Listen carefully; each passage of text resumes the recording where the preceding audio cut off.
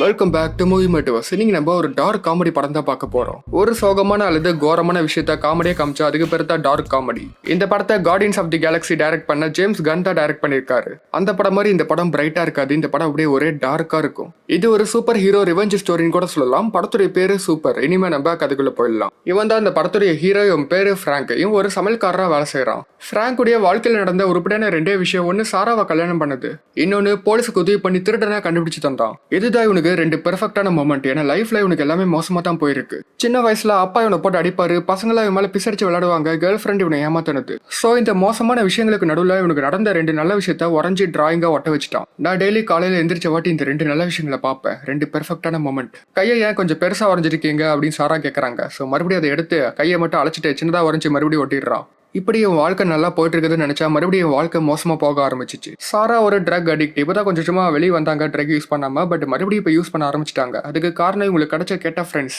சாராவை காப்பாற்ற இவங்களெல்லாம் குத்தி கொள்ளணும் தோணும். பட் முடியாது இவனால. அப்பதான் சாராவை தேடி ஜாக் வீஸ்னு ஒருத்த வந்தா. இவன் தான் அந்த படத்துடைய வில்ல. ஜாக் வீஸ் ஒரு கிளப்புடைய ஓனர். கொஞ்ச நேரம் சாப்பிட்டு சாரா வந்தா சொல்லிருன்னு சொல்லிட்டு போயிடுறான். இது நடந்து கரெக்டா 5 நாள் கழிச்சு சாராவை காணோம். வீடு முழுக்க தேர்றா சாரா எங்கன்ட்டு. அவ எங்கேயுமே இல்ல. அவளுடைய பின்னு மட்டும்தான் இருக்கு. ஒருத்தர் அழுவுறத பார்த்தா கொஞ்சம் முட்டாள்தனமா தான் இருக்கும். அந்த மாதிரி தான் இவனும் அழுகுறான். ஸோ இப்படி ஒரு இன்ட்ரோ கொடுத்து தான் இந்த படத்தை ஆரம்பிக்கிறாங்க. சாராக்காக இவன் ஒரு சூப்பர் ஹீரோவா மாற போறான். அதுக்கப்புறம் ஸ்ட்ரெயிட்டா ஜாக் வீஸ் கிட்டே போய் என் ஒய்ஃபை பாத்தீங்களா அப்படின்னு சொல்லி கேட்கறான். அவங்கள கலாய்க்கிறாங்க.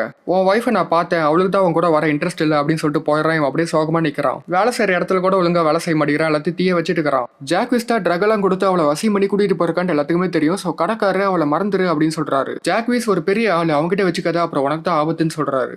பிராங்க் ஸ்ட்ரெயிட்டா போலீஸ் கிட்டே போய் இவன் தான் ஜாக், இவன் தான் என் ஒய்ஃபை கடத்தனா அப்படின்னு சொல்றான். சரி, இவன் தான் உன் ஒய்ஃபை கிட்னாப் பண்ணாட்டு என்ன ப்ரூஃப் இருக்கு அப்படிங்கிறதுக்கு அவனே இன்டெரக்டா சொன்னா அப்படின்னு சொல்றான் இவன்.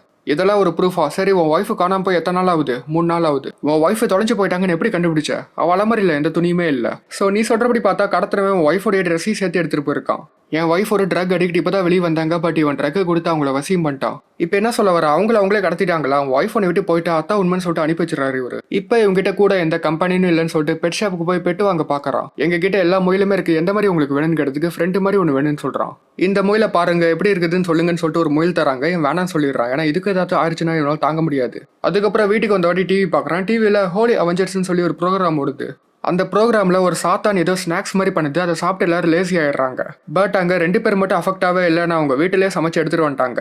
இது மூலியமா என்ன சொல்ல வராங்கன்னா, சாத்தானை நீங்க ஜெயிக்க முடியும், ஒருவேளை விட்டுட்டீங்கன்னா சாத்தான் உங்களே ஜெயிச்சிடும். ஸோ ஜாக்விஸ் கூட சண்டை போட்டு நாம தான் நம்ம ஒய்ஃபை காப்பாத்துறேன்னு சொல்லிட்டு இவனே போறான் ஸ்ட்ரெயிட்டா. ஜாக்விஸ் உடைய காரில் தான் சாரா இருக்காங்க. வா போலான்னு சொல்லி கூப்பிடுறான். பட் அவங்க வரமாட்டேங்கிறாங்க. ஏன்னா ஃபுல் போதையில் இருக்கிறாங்க. அவன் பேச்சு கேட்காத. அவன் உனக்கு ட்ரக் கொடுத்துருக்கான், அவன் கண்ணெல்லாம் டைலூட் ஆயிருக்கு அப்படின்னு சொல்றான். பட் இவங்க எதுவுமே சொல்ல மாட்டேங்கிறாங்க.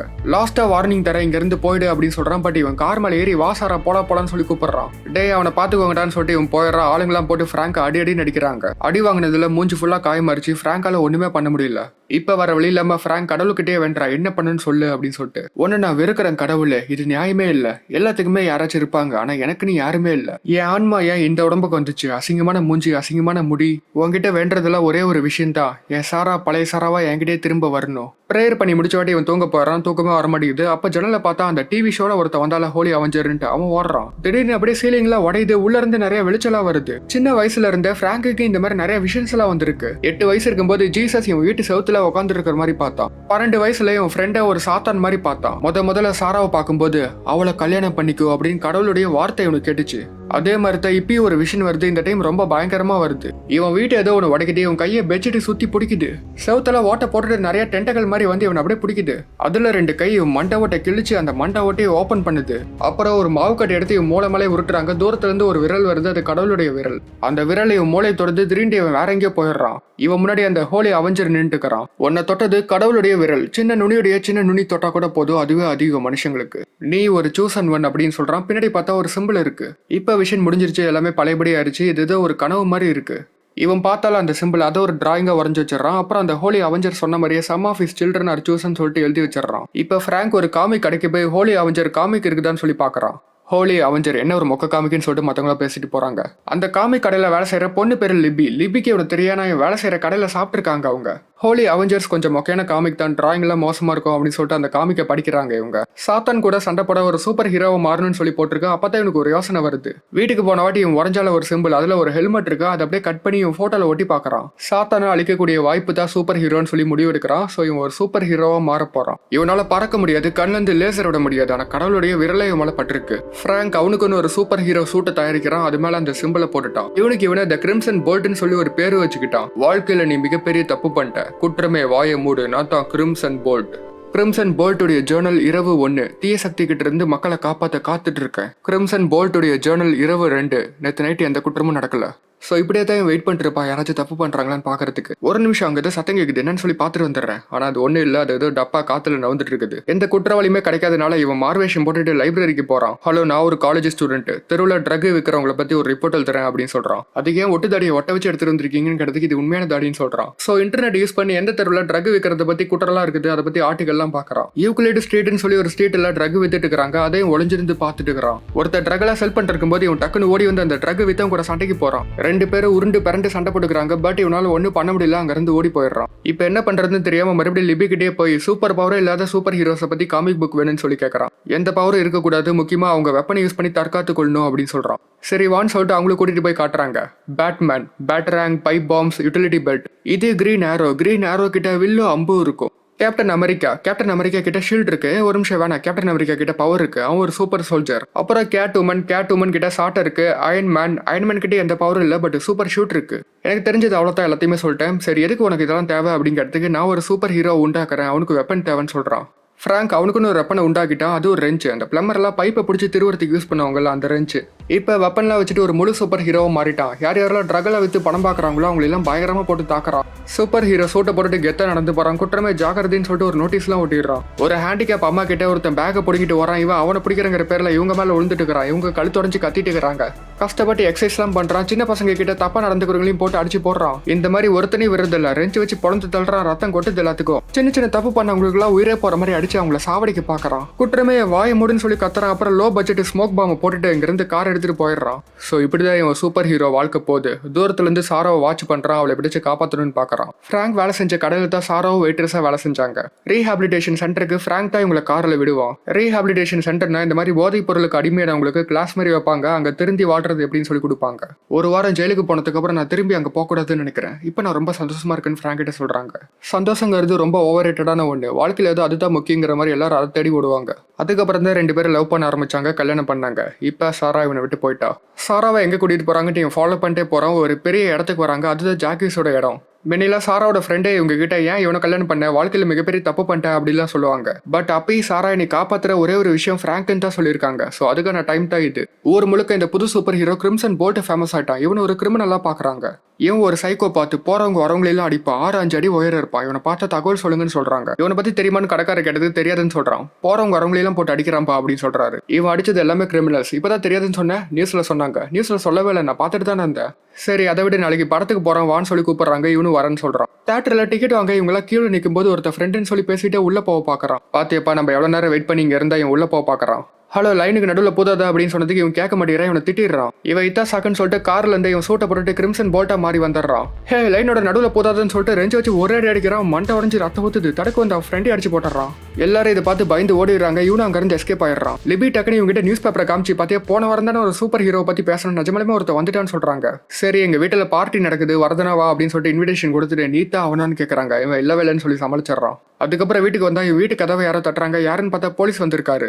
எங்க நாம தான் அந்த கிரிம்சன் போல்ட்னு கண்டுபிடிச்சு ஜெயில போட்டுருவாங்களான்னு சொல்லிட்டு இவனுக்கு பயமா இருக்குது. 2 வாரத்துக்கு முன்னாடி ரிப்போர்ட் ஃபைல் பண்ணீங்களா, அதை பத்தி தான் பேச வந்திருக்குன்னு சொல்லிட்டு வீட்டுக்குள்ள வராரு. ஃப்ராங்க் பேசும்போது அப்பப்போ அலமாரி கதவை வேற பாக்குறேன். அங்கதான் சூட் இருக்கு. அடிக்கடி அங்க பாக்குறியா, அங்க என்ன இருக்கு? ஒண்ணு இல்ல, ஒரு நாய் தான் இருக்குது, திறந்தா கடிச்சிரும் அப்படின்னு சொல்றான் இவன். லாஸ்ட் டைம் இவன் வரும்போது சைன் வாங்க மறந்துட்டாரு. ஸோ அதுக்கு தான் சைன் வாங்க தான் வந்திருக்காரு. சைன் வாங்கிட்டு போயிடுறாரு.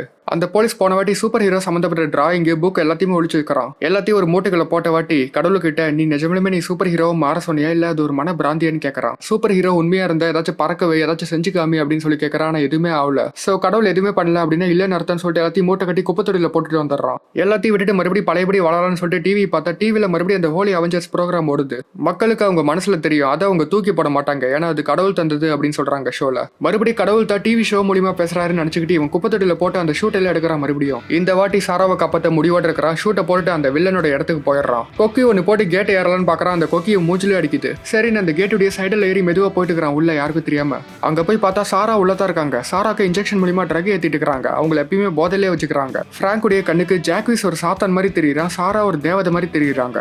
சுத்தி இருந்த எல்லாருமே சாத்தான் மாதிரி தெரியுறாங்க. இவன் டக்குனு ரெஞ்ச் எடுத்து கண்ணாடி உடைக்கிறான். கிரிம்சன் போல்ட் பழிவாங்க வந்திருக்கேன் அப்படின்னு சொல்றான். இவங்க எல்லாருக்கிட்டையுமே கன் இருக்கு. பிராங்க் அங்கிருந்து ஓடி வேகமா தப்பிக்கிறான். இவன் சாராவோட ஹஸ்பண்ட் கண்டுபிடிச்சிடுறாங்க. எல்லாருமே இவனை ஷூட் பண்றாங்க. இவனு முடிஞ்ச அளவுக்கு குமிஞ்சு தப்பிக்கிறான். கேட்டு மேல ஏறி தப்பிக்கலான்னு பாக்குறான். பாட்டி அவன் காலையில ஒரு புல்லட் பட்டுருது. இப்படியே அவன் கார் எடுத்துட்டு அங்க இருந்து வேகமா தப்பிச்சு போயிடுறான். இப்ப வீட்டுக்கு போக முடியாது மாட்டிக்குவான். காலில் வர ரத்தம் வருது. அப்பதான் லிபி இன்வைட் பண்ண அந்த பார்ட்டி ஞாபகம் வருது. ஷூட் தெரியாத மாதிரி மேல ஃபுல்லா கவர் வச்சு மறைச்சிட்டு லிபியோட பார்ட்டிக்கு போயிடுறான். உங்ககிட்ட ஒன்னு பேசணும் அது ரொம்ப முக்கியமான விஷயம் சொல்றான். அப்பதான் லிபிக்கு தெரியுது இவன் அந்த கிரிம்சன் போல்ட். இதை பார்த்து இவங்க செம ஷாக் ஆயிடுறாங்க. ஹாஸ்பிட்டலுக்கு இவனை கூட்டிட்டு போக முடியாது ஏன்னா போலீஸ் கேஸ் ஆயிடும். ஃபர்ஸ்ட் பார்ட்டிக்கு வந்தவங்க எல்லாத்தையுமே வெளியே அமைச்சிடறாங்க. பார்ட்டி முடிஞ்சிச்சுட்டு நல்லவழியா புல்லட் வந்து உள்ள மாட்டல. புல்லட் பாஸ் ஆகி போரிச்சு வெறும் காயம் மட்டும் தான் இருக்கு. ஒரு பக்கம் அந்த போலீஸ் இப்பதான் ஒரு விஷயத்தை நோட் பண்றாரு. பேப்பர்ல கிரிம்சன் போல்ட்டுடைய மூஞ்சி பார்க்கும்போது பிராங்குடைய மூஞ்சி மாதிரியே இருக்கு. சோ பிராங்குடைய வீட்டுக்கு போய் அலமாரி திறந்து பாக்குறாரு. உள்ள ஒண்ணுமே இல்ல. பட் அப்பன்னு பார்த்து ஜாக்விஸுடைய ஆளுங்களை வந்து போலீஸ் தான் பிராங்க் நினைச்சிட்டு போலீஸை போட்டு தள்ளிடுறாங்க. அவரு செத்தவடு தான் தெரியுது அது பிராங்கே இல்ல அது ஒரு போலீஸ்ன்ட்டு. லிபி பிராங்க் கிட்ட நான் உனக்கு ஒன்னு காட்டணும்னு சொல்லிட்டு சண்டை மூசு குரலை வித்தெல்லாம் காமிக்கிறா. பேட்மேனுக்கு ராபின் மாதிரி நான் உனக்கு ஒரு நல்ல சைடு கிக்கா இருப்பேன்னு சொல்றா. ஏன்னா இவ்வளவு ஒரு சூப்பர் ஹீரோ மாற ஆசைப்படுறா. ஒரு சூப்பர் ஹீரோக்கு முக்கியமான விஷயமே பேர் தானா எனக்குன்னு சில பேரெல்லாம் யோசிச்சு வச்சுக்கிறேன். The Crimson Bolt and Bolt Girl, the Crimson Bolt and Kid Crimson, the Crimson Bolt and creeping bam. Creeping bam அப்படின்னா என்ன? ராபின்னா என்ன? ராபின்னா ஒரு பறவை. எதுக்கு பறவை பேரை வைக்கணும்? பட் எனக்கு சைடு கிக்கு வேணான்னு சொல்றா இவன். சைடு கிக்கு வேணாமா? சைடு கிக்கு இல்லைன்னா இப்படிதான் கண்டபடி உனக்கு சுடுவாங்கன்னு சொல்றா இவன். ஃப்ராங்க் நான் உனக்கு ஒண்ணு மட்டும் சத்தியம் பண்றேன். நான் சைடு கிக்கா மாறின வாட்டி இவன் ஒய்ஃபை கடத்தினவங்களை போட்டு தள்ளிட்டு உன் ஒய்ஃபை காப்பாத்தலான்னு சொல்றா இவன். சோ இவனு ஒத்துக்கிறான். இப்ப லிபி ஒரு சூப்பர் ஹீரோ சூட்டு போட்டு வந்தா வா போலாம் அவங்களை போட்டு தள்ளலான்னு சொல்றா. அவங்க கிட்ட கன் இருக்கு நம்ம என்ன ரெடி ஆகல. பரவாயில்ல வேற ஏதாச்சும் போய் பார்க்கலான்னு சொல்லிட்டு அடம்பிடிக்கிறா இவ. என் காலை என்ன சரியாவலன்னு சொல்றதுக்கு பரவாயில்ல இப்பயே போலான்ட்டு ராவடி பண்றா. சோ இவனு வேற வழியில நம்ம கூட்டிட்டு போறான். இவன் எப்பயும் இடத்துல போய் உட்காந்துக்கிறான். குற்றம் ஏதாச்சும் நடக்கிற வரைக்கும் வெயிட் பண்றான். இதுதான் எப்பயுமே பண்ணுவியா? இது ரொம்ப போர் அடிக்குது. எனக்கு ஒருத்தர் தெரியும். அவன் என் ஃப்ரெண்டோட காரை ஸ்கிராச் பண்ணிட்டான். அவனுக்கு காசே கொடுக்கல. அவனை போய் கேட்கலான்னு சொல்லிட்டு போறாங்க. அவன் வீட்டுக்கு போனா என்னப்பா ஹாலோவீனே இல்ல காஸ்டியூம் போட்டு வந்திருக்கீங்கன்னு கேட்கறான். பிராங்க் அவன் கூட சண்டை போடும்போது லிபிக்கு தெரியாம கையில அடிபடுது. சோ இவங்க கோவம் வந்து கிளாஸ் எடுத்து அவன் மேலே போட்டு உடைக்கிறாங்க. அவன் மூஞ்சி ஃபுல்லா கிழிஞ்சு ரத்தமா ஊத்துது. ஒரு கடத்துல அவனை கொல்ல போறாங்க. நல்லவளையா பிராங்க் தடுத்துறான். எதுக்கு இப்படி பண்ணுங்கிறது உனக்கு உதவி பண்ணத்தான் அப்படி பண்ண அப்படின்னு சொல்றான். இவன் கோச்சிட்டு போயிடுறான். அதுக்கப்புறம் காருக்கு பெட்ரோல் போலான்னு சொல்லிட்டு பெட்ரோல் ஸ்டேஷனுக்கு போறாங்க. லிபி வேற சூட்டு புழுக்கமா இருக்குதுன்னு சொல்லிட்டு அதை கழட்டி வச்சிடறான். சோ எப்படியே மறைஞ்சிக்கிறான் யாருக்கும் தெரியாம. ஆனா அங்கன்னு பார்த்து ஜாக்விஸுடைய ஆளுங்களும் அங்க வந்துடுறாங்க. பிராங்க பாத்துறாங்க. பிராங்க் அவன் மாஸ்க போட்டுட்டு தப்பிச்சு போறான். லிபி கார்ல சேஸ் பண்ணிட்டே போறான். ஆளுங்களே இவனை போட்டு அடி நடிக்கிறாங்க. இவனு முடிஞ்ச அளவுக்கு போராடுறான். ஒரு கட்டத்துல கன் எடுத்து இவனை கொல்லான்னு சொல்லிட்டு வராங்க. பட் நல்லவேளை லிபி வந்து கார்ல ஏத்தி இவனை காப்பாத்திடுறான். கடைசியா அவனுக்கு கண்ணை வச்சு சுட்டுட்டு அங்க இருந்து தப்பிக்க பாக்குறாங்க. அநியாயத்தை தட்டி கேட்க கிரிம்சன் போல்ட்டி வந்துட்டாங்கன்னு சொல்லிட்டு இவர் கத்திட்டு இருக்கிறாங்க. ஒரு பொண்ணு டாட்டா காமிக்கிறா. அங்க போலீஸோட வந்துறாங்க. எப்படியும் இவங்க அங்க இருந்து தப்பிச்சு போயிடுறாங்க. லைசன்ஸ் பிளேட்டை யாருமே பாத்துக்க கூடாதுன்னு வேண்டிக்கோ. நமக்கு பெட்டரான வெப்பன் வேணும்னு சொல்றான். அப்ப நான் எனக்கு உள்வரின் கிளாஸ் மாதிரி எடுத்துக்கிறேன். மக்களோட மூஞ்சி கீறுவேன். ஆனா தப்பு செஞ்ச மக்களுக்கு மட்டும் சாரி தெரியாம அந்த காரை ஸ்கிராச் பண்ணவன் அப்படி பண்ணிட்டா. இனிமே நான் அப்படி பண்ண மாட்டேன்னு சொல்றான். இப்ப இவங்களுக்கு தேவையான வெப்பன்லாம் ரெடி பண்ண போறாங்க. ஒரு கன்னு கடைக்கு போறாங்க. இவங்களுக்கு தேவையான வெப்பன் எல்லாத்தையுமே ஷாப்பிங் பண்றாங்க. லிபி பாட்டுக்கு ஜாலியா விளையாண்டு இருக்கா. பசூக்கா ஷார்ட் கன்னு கத்தின்னு என்னென்னமோ எடுக்கிறாங்க. பிராங்க் இந்த பாம்புல எப்படி உருவாக்குறதுன்னு சொல்லிட்டு ஒரு புக்ல படிச்சுட்டு இருக்கிறான். அந்த கடையில ஒருத்தன் தெரியாம இடிச்சறான். லிபி கத்தி வச்சு குத்த வரான். நல்லவேளை இவன் தடுத்துறான். ஜாக்விஸுடைய போட்டோவை மாட்டி கன்ல சுட்டு ட்ரைனிங் பண்றாங்க. இப்ப ஊருக்குள்ள கிரிம்சன் போல்ட்டுடைய பேரு நல்ல பேரா மாறிடுச்சு. அவனை ஒரு ஹீரோவா பார்க்க ஆரம்பிச்சிட்டாங்க. கிரிம்சன் போல்ட்டுடைய புது பார்ட்னர் போல்ட்டின் நியூஸ்ல சொல்றாங்க. இதை பார்த்து இவன் செம சந்தோஷமாயிடுறா. பிராங்க் பாத்தியா என் பேரை போல்ட்டின்னு சொல்லிட்டாங்க அப்படின்னு சொல்லிட்டுக்கிறான். பிராங்க் ஒரு பக்கம் செம்மையான வெப்பன்லாம் ரெடி பண்ணிட்டுக்கிறான். வெப்பன் மட்டும் இல்ல பைப்பு பாம்புங்கிற பாம்பெல்லாம் உருவாக்குறான். அன்னைக்கு நைட்டு பிராங்குக்கு திடீர்னு வாமிட் வருது. அந்த வாமிட்ல சாராவுடைய முகம் தெரியுது. சாராக்கு ஆபத்து இப்பயே போய் ஆகணும்னு சொல்லிட்டு வெப்பன்ல எடுத்து கிளம்புறாங்க சண்டைக்கு. கெட்டப்லாம் போட்டுட்டு ரெண்டு பேரும் ஜாக்விஸோட இடத்துக்கு போயிட்டாங்க. லிபி சொன்ன மாதிரியே உள்வரின் கிளாஸ கையில மாட்டிக்கிட்டா. அப்பன்னு பார்த்து அங்க நிறைய பேர் இருக்காங்க. ஏன்னா ஜாக்விஸ் கிட்ட பிசினஸ் பேச ஒரு கேங் வந்திருக்காங்க. லிபியால புல்லட் ப்ரூஃப் வேஸ்ட் போட்டு நடக்கவே முடியல. ரொம்ப வெயிட்டா இருக்கு. அப்படியே போற வழியில ஒருத்தனை கொல்ல ஆரம்பிச்சிட்டாங்க. லிபி கிளாஸ் வச்சு குத்தி தள்ளுறா ஒருத்தன் போயிட்டு இருக்கும்போது அவனை ஸ்ட்ரிங் போட்டு தடுக்கி விழ வச்சிடறாங்க. கீழே ஒரே கெரசின் இருக்கு. அப்படியே பத்த வச்சுனே உயிரோட எரியிறான். அவன் எரிஞ்சிட்டு இருக்கும்போது கத்தி வச்சு குத்தி கோரமா கொல்றாங்க ஒவ்வொருத்தரையும். சத்தம் கேட்டு அங்க இன்னொருத்த வரான். லிபி பாம்பை பத்தி போறான். பாம்பு வெடிச்சு அவன் சதறான். எல்லாருமே பலாட்டாயிடுறாங்க. உள்ள இருந்து நிறைய ஆளுங்க வராங்க. கன்னை வச்சு மாத்தி சுடுறாங்க. சுட்டாலே உங்களுக்கு ஒண்ணு அவதியான மேல புல்லட் ப்ரூஃப் போட்டிருக்காங்க. ஏன்னா புல்லட் ப்ரூஃப் வெஸ்ட் போட்டிருந்தாலும் பயங்கரமா அது வலி தாக்கு பிடிச்சிட்டு ஃப்ராங்க் வந்து பார்த்தா லிபி செத்து போயிட்டா. ஏன்னா புல்லட் லிபியுடைய தலையில பட்டுருச்சு, மூளை சதறி செத்துட்டா. ஃப்ராங்குக்கு செம கோவம் ஆயிடுச்சு, அவங்க கிட்ட இந்த பாம் எடுத்து கத்திக்கிட்டே வீசுறான், எல்லாரும் வெடிச்சு சாவுறாங்க. வந்துட்டான்னு ஒருத்தன் சொல்றான், யாரான்னு கேட்டதுக்கு சாரா ஹஸ்பண்ட்னு சொல்றான். சண்டை செமையா இருக்குது, ஷாட்கன் வச்சு சுட்டு தள்ளுறான், எல்லாரும் சாவுறாங்க.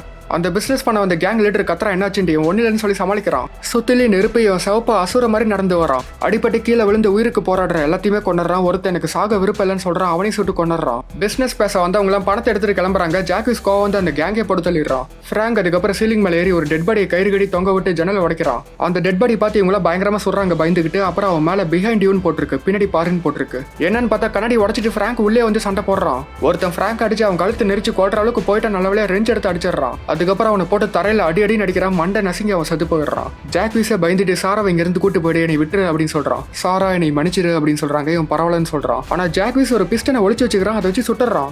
டேய் யாருக்கிட்டடா மோதுற, இங்க நல்லவ யாரை கெட்டவ யாருங்கிறது முக்கியம் இல்ல, அவளுக்கு என்னத்தான் பிடிக்கும்னு சொல்றான். ஃப்ராங்க் இவன் கிட்ட குற்றமே வாய் முடுன்னு சொல்றான். இவன் ஒரு வெப்பன் மாதிரி வச்சிருந்தாலும் கத்தி சுடுற மாதிரி அதை வச்சு இவன் முக்கியமான இடத்துலயே அறுத்துறான். ஜாக்விஸ் ஆகும்போது உனக்கு எனக்கு என்ன வித்தியாசம், நீ லைன்ல ஒருத்த நடுவில் பூந்தான்னு கொல்ல போனவன் அப்படின்னு சொல்றான். ரூல்ஸுங்கிறது ரூல்ஸ் தான், அதை நம்ம எப்பயும் மீறக்கூடாது, ட்ரக் விற்க கூடாது, நடுவில் லைன்ல பூதக்கூடாதுன்னு சொல்லிட்டு அவனை குத்தி கொண்டுறான். அதுக்கப்புறம் சாராவை காப்பாத்திடுறான். பட் லிபிதா செத்து போயிட்டா. என்னத்தான் இவன் சாராவை கஷ்டப்பட்டு காப்பாத்தினாலும் சாரா இவன் கூட 2 மாசம் தான் வாழ்ந்தா, அதுவும் கடமைக்கோசரம். அந்த 2 மாசம் அவங்க சந்தோஷமா வாழ்ந்தாங்க. பட் மறுபடியும் சாரா இவனை விட்டு பிரிஞ்சு போயிட்டா. சாரா அதுக்கப்புறம் ட்ரக் அடிக்ஷன்ல இருந்து வெளியே வந்துட்டா, மத்தவங்களுக்கும் உதவி பண்றா. சாரா ஸ்கூல்ல ஆந்த்ரோபாலஜி முடிச்சுட்டு மறுபடியும் கல்யாணம் பண்ணிட்டு 4 குழந்தைகளை பெற்றுக்கிட்டா. சாராவுடைய பசங்களா அங்கிள் ஃப்ராங்கன் டிராயிங் வரைஞ்சு லெட்டர் அனுப்புவாங்க. இவன் முதல்ல ஆசைப்பட்ட மாதிரியே ஒரு முயலை கம்பெனினா வாங்கி வளர்த்துறான். இப்ப இவன் தான் அந்த சூசன் ஒன்னு நினைச்சான். பட் இவன் இல்ல அந்த சூசன் ஒன், சாரா தான் சூசன் ஒன். ஸோ அதனால தான் காப்பாத்தினா அவங்கள. சாராவுடைய பசங்க வரைஞ்ச டிராயிங் அப்புறம் லிபி கூட டைம் ஸ்பெண்ட் பண்ணத டிராயிங்கா வரைஞ்சி இவன் செத்துல ஓட்டிட்டான். இந்த ஹாப்பி மொமெண்ட்ஸை பார்த்த மாதிரியே இவன் வாழ்க்கை ஓடுது. இதோட இந்த படம் முடியுது. இவனுக்கு வந்த விஷன்ஸ் எல்லாமே உண்மையா இல்ல பொய்யான்னு தெரியல. பட் அந்த விஷன்ஸ்னால தான் இவன் சாராவை காப்பாத்தினான். ஸோ ஒரு வித்தியாசமான படம் பார்த்த மாதிரி தான் இருக்கும். மீண்டும் உங்களை அடுத்த வீடியோ சந்திக்கிறேன். Signing off Vijay.